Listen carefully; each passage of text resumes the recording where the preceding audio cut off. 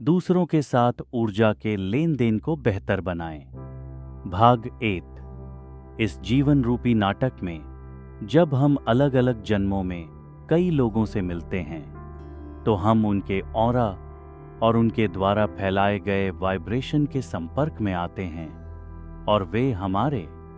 यह एक तरह का ऊर्जा का लेन देन होता है जो बार बार होता है क्योंकि हम कई जन्मों में बहुत सारी आत्माओं से मिलते हैं। इस लेन देन में कई बार शांति, प्रेम और खुशी जैसी अच्छी भावनाएं दी और ली जाती हैं और कई बार गुस्सा, घमंड, मोह, ईर्ष्या और नफरत जैसी नकारात्मक भावनाएं भी। यह ऊर्जा सिर्फ हमें ही नहीं बल्कि पूरे वातावरण को भी प्रभावित करती है। जैसे जैसे आत्माएं जन्म लेते लेते नीचे आती गईं, उनकी शुद्धता कम होती गई और उनके बीच की ऊर्जा का लेन देन भी कमजोर होता गया।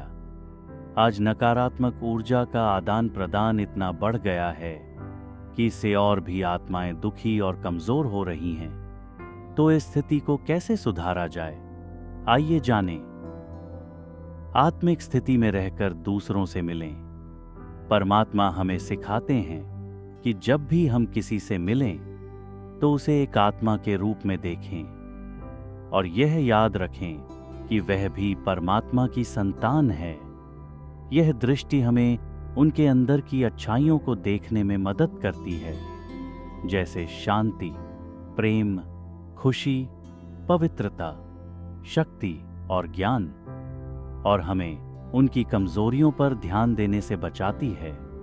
जब हम ऐसा करते हैं तो हम उन्हें अच्छी शुभकामनाएं और ऊर्जा देते हैं। साथ ही जब हम उनके बारे में बात करें तो सिर्फ उनकी अच्छाइयों की बात करें, उन्हें प्रेम और सम्मान दें और उनके लिए भी वही वातावरण फैलाएं।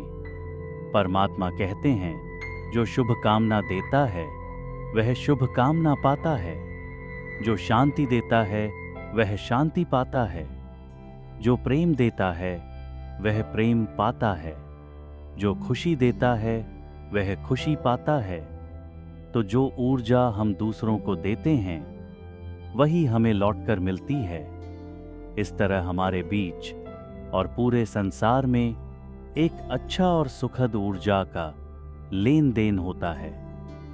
कल भी जारी रहेगा।